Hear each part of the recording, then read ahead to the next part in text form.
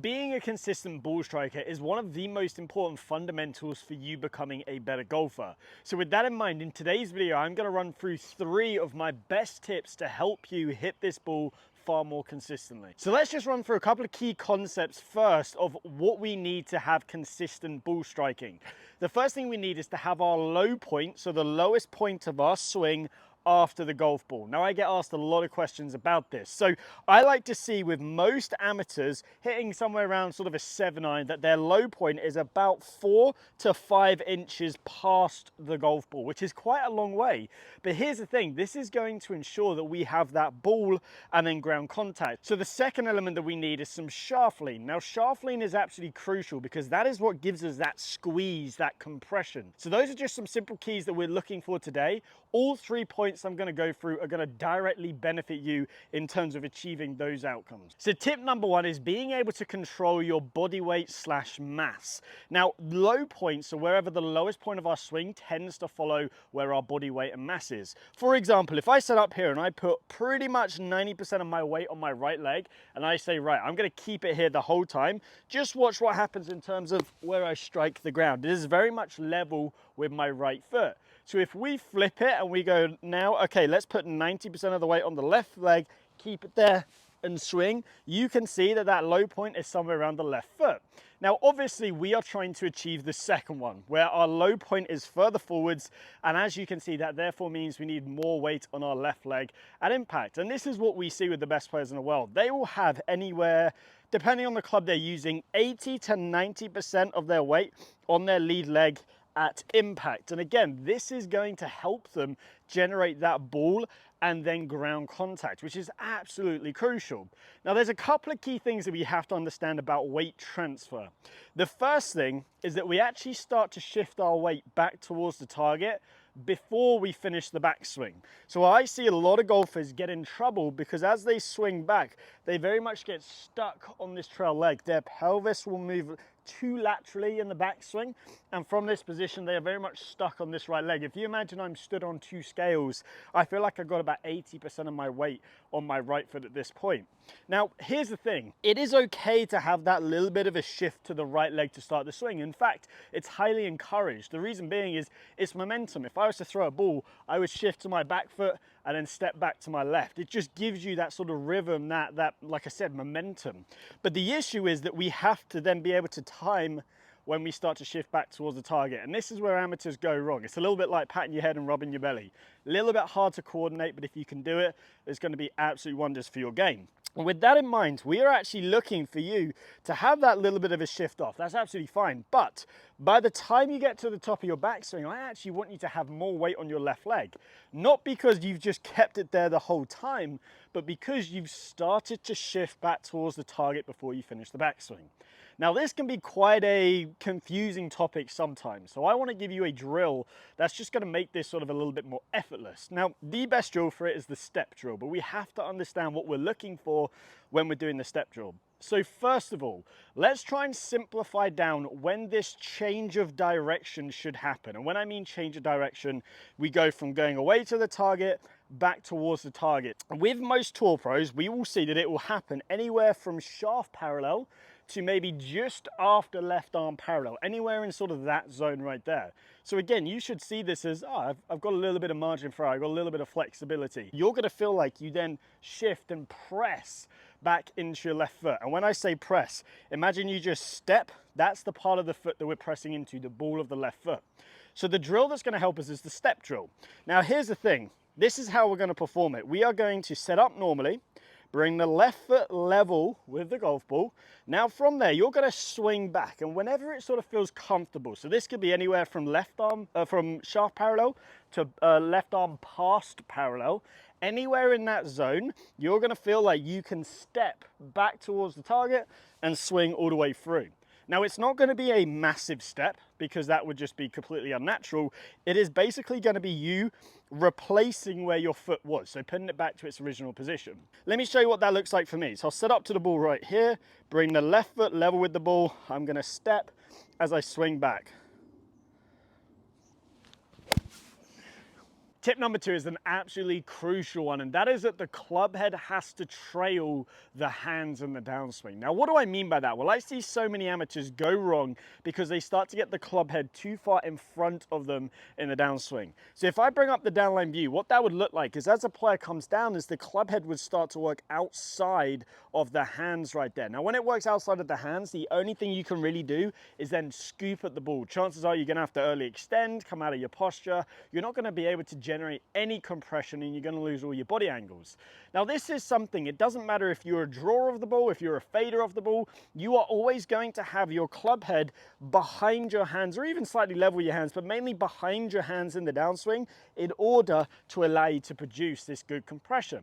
Now let's think about this a different way. If I was to pick up this ball and I was to say, right, throw it down the driving range as far as you can, that would look something like this. And if I was to freeze in this position, where is my hand relative to my body?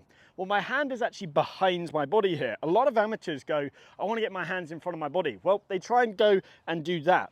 But in this situation, for most amateurs that are getting their club sort of spinning over the top, they're just doing it way too much. And actually, if you want to be able to deliver sharply, and if you want to be able to get into this good impact position, you've got to allow your hand to stay behind your body.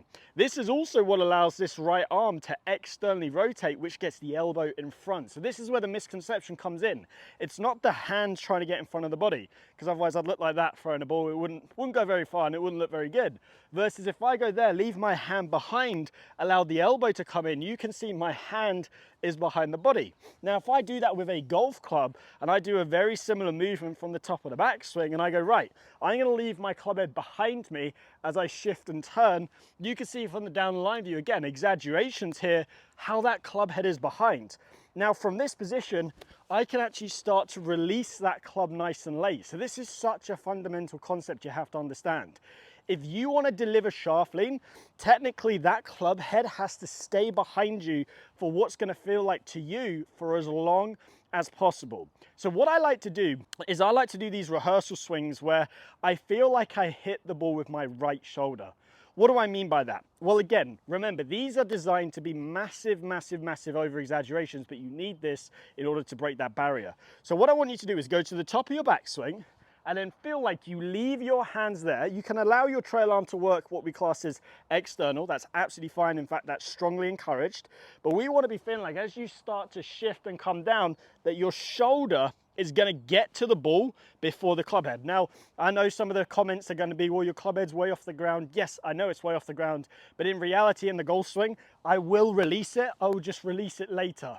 Again, these are designed to be over exaggerations. So just do some swings here where you go to the top, go nice and slow on the way down. Feel the club head be left behind you. Turn, turn, turn, turn, turn. Right shoulder gets to the ball. So technically, that club head is behind my body. That is the key concept in this. And if you can understand that concept, that is going to be the secret to allow you to deliver this great sharply. We're not trying to pull the arms and throw them down in front of us. No, no, no. We've got to allow that club head to stay behind the body. It'll feel like the right shoulder gets to the ball before the club head. That is a fantastic feel, and that is key number 2. Let me give it a hit for you right here so you can see what that feels like. To the top, leave the club head behind the body. Feel like then I can just rotate through. By the way, you might also feel like you get lower in the downswing. That's absolutely fine. In fact, that is strongly encouraged. Let me give it a hit for you right here. Tip number 3 is realignment. Now, what is realignment? Well, realignment is when the lead arm and the club get back into one straight line. Now, this is following on beautifully from the first 2 points. In the first point, we got our weight back to our left side. That's going to allow us to get that low point past the golf ball. In the second point, we got that club head trailing the body, which is crucial. But at some point, we have to release the club in order to get it back into one straight line. And this is where realignment comes into it. So firstly, when are we looking to have the left arm and the club get back into one straight line? Well, if you look at the best players in the world, it doesn't matter if it's male, female, long hitter, short hitter, drawer or fader, it all roughly happens around the lead ankle. So from the front on view, assuming you've got a good camera angle, I'm just going to shuffle inside the ball here. I do these good things. I get to the top, I start to shift. As I shift, the club head trails the hands. Now at this position, I've got to start to release it. You can see that the lead arm and the club get back into one straight line roughly around the left ankle. And this is one of the most important keys about understanding release in the club. What I see so many people get wrong is they try to hold on for dear life, or they actually release it way too early. And again, if we think about point number 2, as we release it too early, we're getting that club head back in front of the body. Club head wants to trail, and then we release it a lot later. So that's the key thing, is we are releasing the club. It just happens very, very late. And this is really one of the secrets to good ball striking. Now, what I want to do is actually reverse engineer one of the most popular drills out there. So the drill that I want to reverse engineer is the alignment stick drill. Now, what is this drill originally used for? Well, for players that cast that club out too early, originally what this drill would be used for was, I want you to hit shots and I want you to feel like you never touch your side of your body. Now, that's a great drill if you are struggling with that early release. However, I think that this can promote some bad habits because, like I said, you have to release the club at some point. You can't just swing all the way through and never release it. Otherwise, A, you'll hit it way too low, and B, you'll never have any club head speed. So we want to actually feel like as we come down, we do everything we've already spoken about, club heads trailing the body. Then from there, as we start to release the club, I want you to feel like this alignment stick hits your left side very gently around your lead ankle. And this will just get you used to that sensation of just allowing that club to be released out. Now, this is where I often hear people say, look, when I hit a driver versus when I hit an iron, it feels two completely different swings. Well, here's the thing. If I set up to this golf ball, I have a 9-iron here, had to check for you, didn't want to lie to you. If I do this swing, I have that club head trailing behind the body, and I try and get this to realign at the left ankle, you can see by the time I'm releasing that club out, I still have a healthy amount of shaft lean. If I was to shuffle inside and continue releasing it, you would see right here that it would realign at the left ankle. Versus if I now grab my driver and do that exact same release point, so release it so it realigns at the left ankle, because my setup is different, as I come down, club head's still behind me, I've shifted my weight, now I'm gonna release it. You can see, because the golf ball is a lot later on in the arc and it's further forwards, that if I was to shuffle inside and realign at the left ankle, how that shaft lean there is only a degree or two at that position. So because with a driver, the ball's further forwards, if you release it the same way as you do an iron, you will still see some great contacts. A lot of people get confused when it's iron versus driver because they go, oh, well, I've got to hold it a lot more with an iron, I've got to release it a lot more with a driver. Well, it might feel that way, but in reality, if we do this one release and we get used to just realigning that club back up at the left ankle, as long as your setup is right, which is why I always say the setup is the foundation of the golf swing, you're going to have the perfect amount of shaft lean at impact. So now what I want to do is piece everything all together. So we are now going to be feeling like we have that good shift. So we start to shift back towards the target before we finish the backswing. Then from there, the club head's trailing the body, and eventually we release it so that we realign the left arm and the club back at the left ankle. I'm going to give this a go right now, and we're going to see how well I do. So I'm just going to be thinking of all three. Again, I would prioritize one at a time. It can be difficult to think of them, but go through them in the order that I went through. I chose this order specifically because it's the sequence that happens in the downswing. So let me give it a go for you right here. So there you have it. Those are my 3 tips to help you instantly improve your ball striking. And I went through those in a very specific order, so make sure you run through them in that order too. Now, there's a lot more to each of the categories, but as basic overviews, we want to be shifting before we finish the backswing. We need to have that club head trailing behind us. That doesn't matter if you're a drawer or a fader, you want to be having that club head trail behind you, but every golfer has to release the club out at some point. Most golfers do it way too early. Very rare, but some golfers don't do it at all or do it too late. So we want to make sure that as we're doing all of these things, we can release it so the left arm and the club are back in one straight line at impact. Hopefully you've enjoyed today's video. If you need a little bit more one-to-one help with your game, I offer online coaching on the Skillist app. Please see the link down below and go check it out. If you have enjoyed today's video, please give it a like and subscribe, and I hope to see you back here soon.